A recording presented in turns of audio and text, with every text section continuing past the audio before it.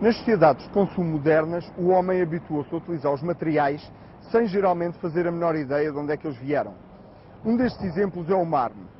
Muitas vezes, os tampos das bancadas das nossas cozinhas são feitas nesta rocha ornamental. Quantos de nós é que fazem a menor ideia de como é que se formou este tipo de rocha? E se perdemos um pouco de tempo a pensar no assunto, rapidamente chegamos à conclusão que, em vez de respondermos à questão inicial, novamente ficamos com mais uma série de dúvidas por responder. O mármore sempre existiu? Porquê é que existem tantos mármores aqui na região de Estremoz, Borba e Vila Viçosa, onde nos encontramos, e eles estão praticamente ausentes no resto do país? E uma questão mais importante, será que atualmente a ciência já tem dados suficientes para responder a estas nossas dúvidas? É a tentar esclarecer não só estas questões, mas muitas outras, que nós vamos gastar os próximos minutos.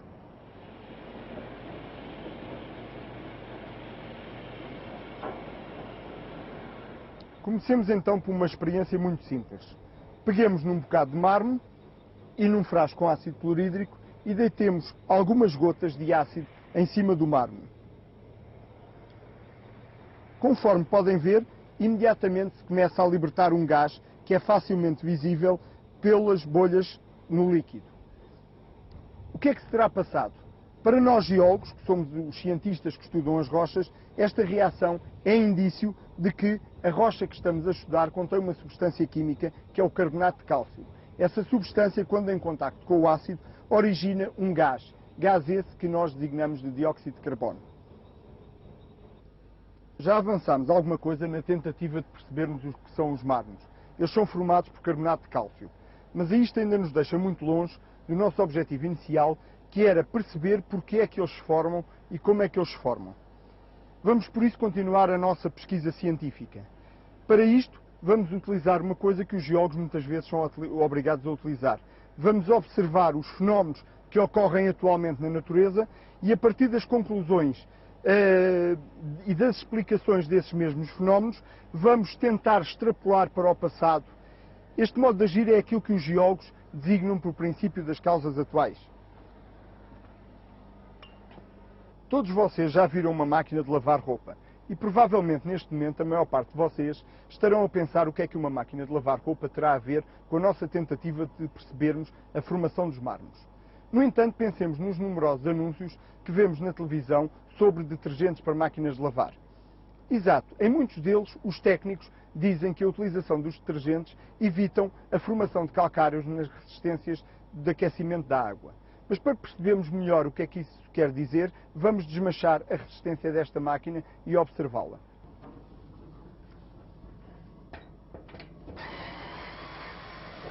Como podem ver, ela está coberta por uma película esbranquiçada e rija. Se deitarmos um bocado do ácido que já utilizámos anteriormente na experiência com o mármore, vemos que, tal como acontecia naquele caso, se vai formar abundantes bolhas gasosas. Isto indica-nos duas coisas. Por um lado, que a água da torneira, ao circular na resistência, foi capaz de originar a deposição do calcário. E por outro lado, que o calcário, tal como os mármores, é também formado por carbonato de cálcio. Por isso, o nosso próximo passo vai ser tentar perceber como é que se formam os depósitos de carbonato de cálcio. Estamos agora no Polo de Estremoz da Universidade de Évora, o qual se situa em plena região dos mármores. Não é por isso de estranhar que todo este magnífico convento seja feito nesta rocha ornamental. Também não é uma situação muito rara nestas regiões que algumas torneiras não deitem água. Procuremos a causa desta situação.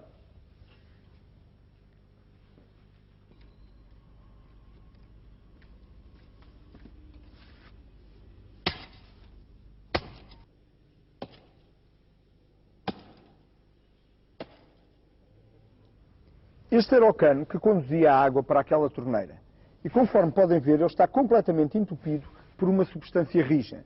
Mais uma vez, vamos deitar algumas gotas de ácido nesta substância. E mais uma vez, vamos obter o mesmo resultado, a libertação de um gás. Também aqui, a circulação de água está associada à deposição dos calcários.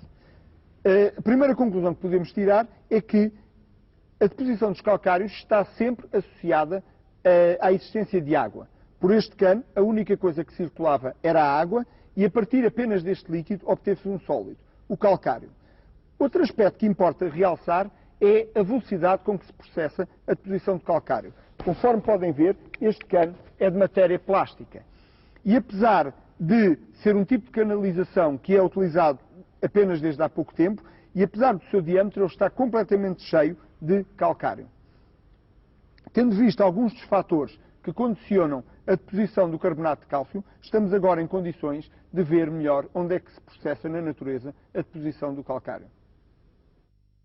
Neste mapa assinala-se a vermelho os locais onde atualmente se está a dar a deposição de calcários. Facilmente se confirmam as conclusões que tínhamos tirado anteriormente, ou seja, a deposição dos calcários está confinada aos oceanos. Outra conclusão que podemos tirar deste mapa é que a deposição dos calcários é fortemente condicionada também pela temperatura da água dos oceanos. Com efeito, quando nos aproximamos das regiões polares, vemos que desaparecem a deposição dos calcários. O que contrasta fortemente com o que acontece nas regiões equatoriais e tropicais, onde a deposição dos calcários é extremamente abundante. Mas passemos agora a ver com mais cuidado o que é o carbonato de cálcio. Este é formado por 3 tipos de átomos diferentes, o cálcio, o carbono e o oxigênio. Apesar de já sabermos a sua constituição, ainda nos falta saber como é que o carbonato de cálcio se forma na natureza. Na realidade, estes átomos são obtidos quase sempre pelo mesmo processo.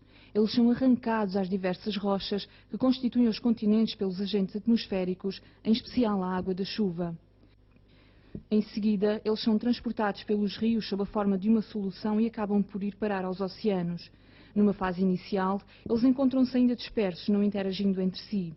Mas à medida que a sua concentração vai aumentando nas águas do oceano, eles vão se associando sob a forma de moléculas de carbonato de cálcio, as quais se acumulam nos fundos oceânicos. O acumular de enormes quantidades destas moléculas vai originando uma espessura considerável de uma espécie de lama formada por carbonato de cálcio. A este processo chamamos sedimentação.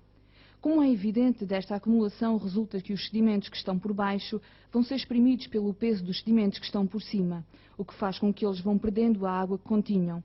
Este processo, associado às temperaturas aqui existentes, faz com que lentamente passemos da água carbonatada aos nossos calcários. Este processo de transformação pelo qual passam os sedimentos até se transformarem em rochas sedimentares é denominado diagénese. Já ficámos a compreender melhor como é que se formam os calcários, mas há alguns aspectos que precisam de uma explicação mais detalhada. Falámos há pouco que os átomos de cálcio, de carbono e de oxigênio se encontravam dissolvidos na água. Mas em que é que consiste o processo de dissolução? Podemos compreendê-lo melhor se fizermos uma pequena experiência. Se deitarmos uma colher de sal de cozinha dentro de um copo de água e mexermos, estamos à espera que o sal se dissolva. Mas o que é isso de dissolver? No início tínhamos um sólido, que era o sal, e um líquido, que era a água. E no final vamos ficar apenas com o líquido, que é a água salgada. Mas na realidade o que é que se passou? O sal de cozinha não é mais do que uma substância química que é o cloreto de sódio. A molécula de cloreto de sódio é formada por apenas um átomo de cloro e um átomo de sódio. Estas moléculas, que já sabemos que são tão pequenas que não são visíveis nem ao microscópio, ligam-se entre si para formar uma estrutura cristalina tridimensional, a qual dá origem a um sólido que não é mais do que o nosso sal de cozinha. As ligações químicas que existem entre os vários átomos nesta estrutura são suficientemente fortes para que ela seja suficientemente rígida e, portanto, o sal de cozinha é um sólido. No entanto, quando se deita o sal na água, o que vai acontecer é que as moléculas de água vão ser capazes de romper as ligações químicas que existem entre o cloro e o sódio. Estes elementos vão depois ficar separados e ligados às moléculas de água. Como os átomos que formavam o sal já não estão ligados entre si, deixámos de ter um sólido e passámos a ter um líquido. A prova de que o sal de algum modo está sempre presente em toda a água é que se provarmos um pouco de água, ela é salgada. É este processo que se chama dissolução. Será possível encontrarmos vestígios deste processo de dissolução na natureza? Voltámos às pedreiras num dia de chuva, e isto porque estas constituem o local ideal para observarmos as rochas. Com efeito, ao explorarem os mármores, ficam bem à vista extensas paredes, nas quais é fácil vermos o resultado da atuação dos processos geológicos. Se olharmos ali para o fundo, vemos uma espécie de gruta a que os trabalhadores daqui da região chamam crocas. Estas crocas foram obtidas pela dissolução do carbonato de cálcio que constituía os mármores. A água das chuvas, ao circular pelas fraturas que vemos a cortar os mármores, vão se infiltrando e provocando a dissolução destes, ou seja, a quebra das ligações químicas entre o calcário por um lado e o carbono e o oxigênio por outro. Do mesmo modo que acontecia com o sal, também aqui o mármore, que era um sólido, desapareceu, pois deu lugar a elementos químicos que se encontram associados às moléculas de água. Um aspecto que pode fazer alguma confusão é o facto da água das chuvas ser capaz de provocar a dissolução de uma rocha. No início, tínhamos já visto que o ácido clorídrico era capaz de provocar a dissolução do carbonato de cálcio. O que acontece é que a água das chuvas não é completamente pura. Ao atravessar a atmosfera, ela vai dissolver alguns dos compostos químicos que esta contém, por exemplo, o dióxido de carbono. Deste modo, ela torna-se ligeiramente ácida e, portanto, já capaz de provocar a desagregação das moléculas de carbonato de cálcio. É evidente que quando a água das chuvas reage com os calcários, não se vê nenhuma efervescência como acontecia quando fizemos a experiência com o ácido clorídrico. Com efeito, a água das chuvas pode ser considerada um ácido extremamente diluído e, por isso, a reação é muito lenta. No entanto, ao longo dos muitos milhões de anos que tem a história da Terra, a sua circulação pode provocar a dissolução de grandes volumes de carbonato de cálcio, como estamos aqui a ver. Resta-nos agora perceber uma coisa. Para onde foi parar todo o material que foi tirado daqui? Também para isto é fácil arranjarmos algumas pistas. Comecemos com uma bem simples. Se olharmos com atenção para os rótulos das garrafas de água mineral, vemos que essas contêm dissolvidos numerosos elementos químicos. De entre eles vamos encontrar os nossos conhecidos cálcio e a associação entre o carbono e o oxigênio. Isto mostra-nos que todas as águas que circulam na natureza, quer seja nos rios, nas nascentes ou em qualquer outro local, têm dissolvido numerosos elementos químicos. E qual é o destino desses elementos químicos? Esta calha ligeiramente inclinada por onde corre um pequeno fio d'água pretende representar um vale no fundo do qual corre um rio. Esse rio acaba por ir transportar a água até este tanque que pretende simular um oceano. Na realidade, o que nós estamos aqui a tentar fazer é reproduzir aquilo que existe na natureza. A água que cai da chuva é transportada ao longo dos vales, indo terminar nos oceanos. Ora, todos nós sabemos que a água em movimento é capaz de transportar coisas, barcos, ramos, folhas. E o que é que acontece com as pedras? Para tentarmos ter uma ideia do que é que se passa, vamos agarrar em pequenas pedras e depositá-las na calha. Como podem ver, a maior parte das pedras fica no local não sendo transportada. E isto porquê? Porque a água, com esta força, não tem capacidade para promover o transporte das pedras. Passemos agora a materiais mais finos. Neste caso, esta areia fina. Se agora pusermos a areia, vemos que facilmente a maior parte dela é transportada ao longo do vale, indo acabar onde? Ou no próprio oceano, ou depositando na parte final dos vales, junto ao oceano. Finalmente, pretendemos simular o que é que acontece na natureza às partículas que estavam dissolvidas na água. Para isso vamos usar um corante normal, um corante de bolos. Ao deitarmos este corante na calha, o que facilmente acontece é que todo o material dissolvido acaba por ir parar ao tanque. Ou seja, o material que estava dissolvido na água que corria dos vales vai depositar-se essencialmente no tanque. Tanque esse que pretende reproduzir os oceanos onde os rios vão desaguar. Como conclusão principal desta experiência, o que nós queremos demonstrar é que as partículas de maiores dimensões acabam por não conseguir chegar geralmente ao oceano, ficando depositadas nos vales mais a montante. As partículas de menores dimensões são transportadas ao longo de todo o percurso do rio e ou acabam por se depositar na fase final dos rios já junto ao oceano ou mesmo dentro do próprio oceano. Finalmente, as partículas em solução, como era o caso daquele material que tinha sido dissolvido na pedreira de onde viemos agora, acabam por ser transportadas ao longo de todo o percurso do rio, sendo depositadas apenas no final dos rios, ou seja, já em pleno oceano.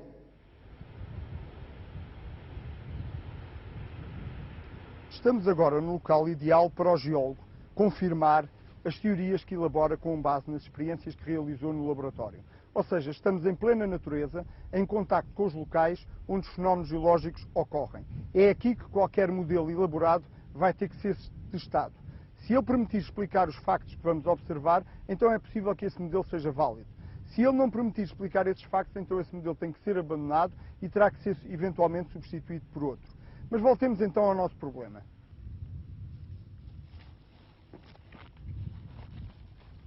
A experiência anterior procurava simular aquilo que acontecia num rio à medida que nos íamos deslocando desde as zonas mais amontantes até às zonas mais junto à foz do rio, ou seja, mais junto ao oceano. E aquilo que então concluímos foi que a deposição das partículas não era aleatória. Ela fazia-se de uma maneira organizada. As partículas de maiores dimensões depositavam-se mais junto a montante e apenas as partículas com menores dimensões conseguiam ser transportadas por ação da linha d'água até perto da foz. Vimos mesmo que apenas as partículas ou muito finas ou aquelas que eram transportadas em solução conseguiam chegar ao oceano. O que é que temos aqui? Neste momento estamos num vale, estamos no fundo do vale junto à linha d'água. Por incrível que pareça, todo este volume enorme de material que falta aqui foi sendo arrancado partícula a partícula por esta linha d'água até obtermos o formato atual do vale. E que partículas é que nós encontramos aqui? Conforme podem ver, a maior parte das partículas são partículas com dimensões bastante superiores a 1 centímetro. Por vezes elas ultrapassam mesmo os 10 centímetros. Um outro aspecto importante de salientar aqui é que as partículas são arredondadas. As arestas das partículas estão boleadas e foram trabalhadas como? Elas foram trabalhadas à medida que as partículas foram sendo transportadas ao longo do rio. O facto de estas partículas não serem com arestas angulosas indica-nos que isto é uma partícula que está já há muito tempo a ser transportada por ação da linha d'água. Um outro aspecto interessante é vermos o próprio transporte das partículas pela ação do rio. Aqui neste local, onde a água do rio corre com um pouco mais de força, vemos que para trás apenas ficam as partículas com maiores dimensões. As partículas mais finas foram transportadas mais para perto da foz, ou seja, para mais próximo do oceano. Se nós agarrarmos num bocado de areia e deixarmos cair partículas dessas dimensões neste local, a ação da água é suficientemente forte para arrastar essas partículas para junto da foz. E é isto que eu agora vou fazer. Portanto, vocês estão a ver a areia é arrastada pela ação da água e rapidamente aproxima-se mais da foz do rio, onde ela está em equilíbrio com a força da água que aí existe. Estamos agora em plena praia e, como já estariam à espera, não encontramos aqui as partículas com as dimensões daquelas que acabámos de observar.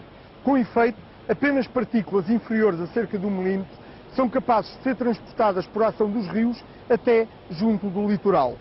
Conforme podem ver, este acumular enorme de partículas que aqui temos resultaram da ação dos rios e até a própria ação do mar já junto ao litoral durante milhares e milhares de anos. Reparem que este modelo está perfeitamente de acordo com aquilo que tínhamos visto na experiência que fizemos no laboratório. As partículas de grandes dimensões ficaram retidas mais a montante, as partículas de menores dimensões foram transportadas até junto ao oceano.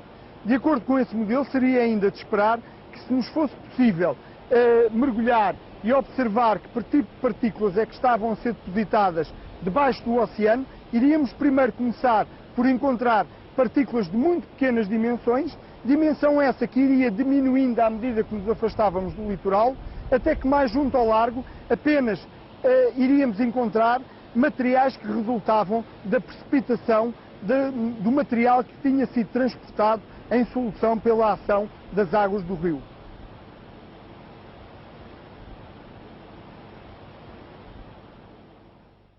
Já sabemos onde e como se formam os calcários. Sabemos também que tanto os calcários como os mármores são formados pela mesma substância que é o carbonato de cálcio. Então uma primeira dúvida que se nos põe é: será que os mármores se formaram no mesmo local onde se formaram os calcários, isto é, no fundo dos oceanos? Para podermos responder a isto, a primeira coisa é perceber a diferença entre estas duas litologias. E aqui importa realçar que tanto os calcários como os mármores são formados pela mesma substância, ou seja, são formados por cristais de calcite. Aqui temos uma amostra formada exclusivamente por grandes cristais de calcite. Se tanto os calcários como os mármores são formados por calcite, então como podemos distinguir as duas litologias?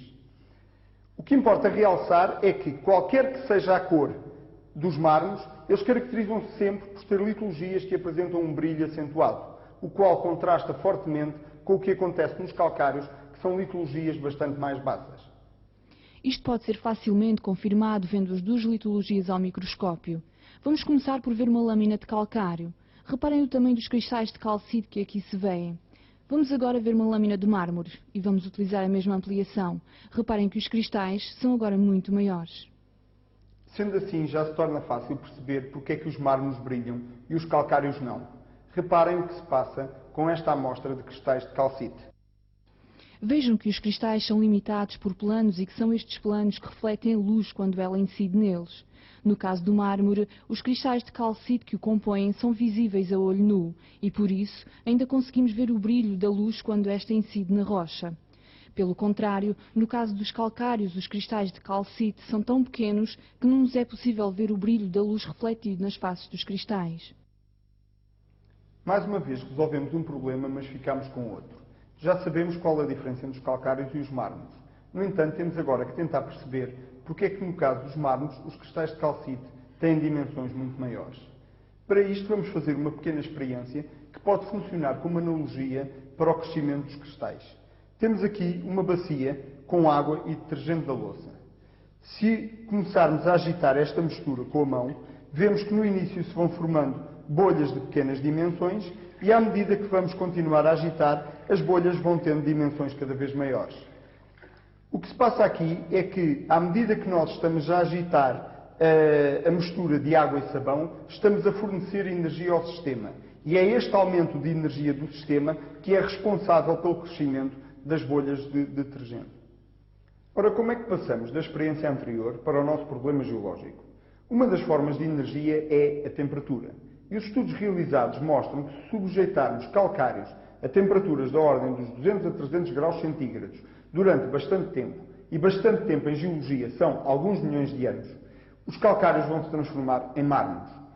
Por isso, uma das maneiras de descobrirmos como é que se formaram os mármores é vermos onde é que podemos ter na Terra temperaturas da ordem dos 200 a 300 graus centígrados. É evidente que não é nos fundos dos oceanos onde se formaram os calcários. E uma das primeiras conclusões que podemos então tirar é que é impossível os mármores terem-se formado nos mesmos sítios onde se formaram os calcários. Para tentarmos então descobrir realmente onde é que se formaram os mármores, uma das maneiras é descobrirmos onde é que temos na Terra temperaturas da ordem dos 200 a 300 graus centígrados. Uma das formas de obtermos temperaturas tão elevadas à superfície da Terra é, evidentemente, junto aos vulcões. As temperaturas das lavas atingem frequentemente valores da ordem dos 1000 graus centígrados e, portanto, as rochas que estão perto das lavas facilmente são sujeitas a temperaturas de algumas centenas de graus. No entanto, este processo não pode explicar a gênese dos mármores. O vulcanismo consegue fornecer as temperaturas necessárias para a passagem dos calcários a mármores. No entanto, não consegue manter estas temperaturas durante os milhões de anos que são necessários para que se dê esta transformação. Temos então que procurar outros locais onde estas temperaturas sejam atingidas e estes não podem ser encontrados perto da superfície. No entanto, sabemos já desde há muito que a temperatura aumenta com a profundidade. Em média, por cada quilómetro que descemos no interior do nosso planeta, a temperatura aumenta cerca de 30 a 40 graus centígrados. Então, é fácil de concluir que será preciso descer cerca de 7 a 8 quilómetros de profundidade para obter os mármores. Mais uma vez chegamos a uma conclusão que parece desafiar tudo aquilo que estaríamos à espera. Já sabemos que todos estes mármores foram resultado de calcários. Sabemos também que os calcários se formaram nos fundos dos oceanos. E há pouco acabámos de concluir que a transformação dos calcários em mármores, fenómeno que nós geólogos designamos de metamorfismo, ocorreu a profundidades de pelo menos 7 a 8 km. Que forças gigantescas terão sido responsáveis por enterrar estes volumes brutais de calcários? Que forças não menos importantes terão sido responsáveis por trazer estes mármores da profundidade até à superfície onde se encontram agora?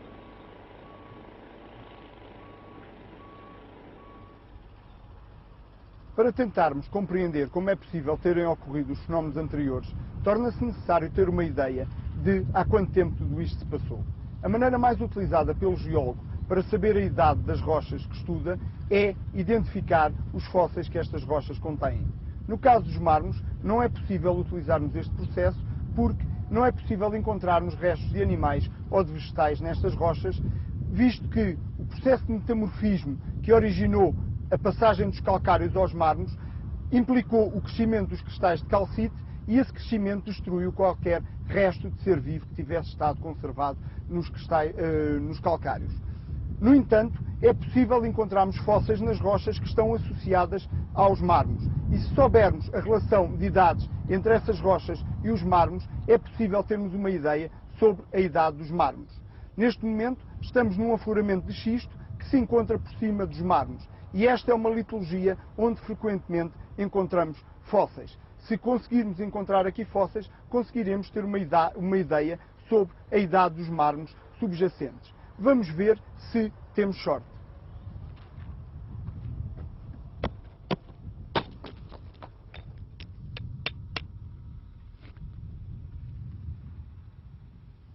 O que nós acabamos de achar são fósseis de graptólitos, que são os animais que viveram no Paleozoico. O sabermos isso permite-nos logo afirmar que estas rochas têm uma idade compreendida entre qualquer coisa como 250 e 570 milhões de anos. Um número tão grande escapa completamente à nossa imaginação, pois não estamos habituados a lidar com números tão grandes. Posso-vos dar um exemplo para terem uma ideia do que é que um período de tempo tão longo quer dizer. Suponhamos que temos um caminhão carregado com cerca de 8 toneladas de grãos de arroz. Se todos os anos formos ao caminhão e tirarmos um grão de arroz, quando acabarmos de descarregar completamente o caminhão, terão passado qualquer coisa como 400 milhões de anos. Um período de tempo tão longo é suficiente para que enormes transformações tenham ocorrido na história da Terra. Estamos agora em condições de tentar perceber como é possível ter transportado os calcários que se formaram nos fundos dos oceanos para profundidades de cerca de 8 km. Para isso vamos fazer uma pequena experiência. Temos aqui 2 blocos de madeira, entre os quais colocamos uma série de camadas de areia de cores diferentes. O que se pretende simular é o que se passa na natureza num oceano limitado por 2 continentes. O traço azul na parede da prensa representa a posição da superfície dos oceanos. Os continentes não estão parados e deslocam-se muito lentamente uns em relação aos outros.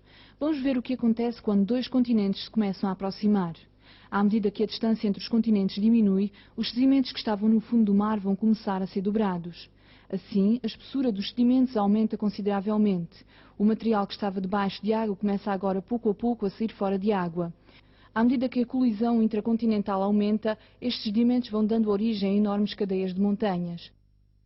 Reparem que nesta fase, o intenso dobramento vai provocar o espessamento da sequência sedimentar, colocando camadas que outrora estiveram próximo da superfície a grandes profundidades. É este processo que leva ao enterramento dos calcários. Mas onde é que a Terra arranja as forças gigantescas necessárias para fazer mover os continentes? Por incrível que pareça, o processo é bastante simples. Como já vimos, a temperatura aumenta à medida que vamos descendo no interior da Terra. Estas diferenças de temperatura vão provocar a movimentação material existente.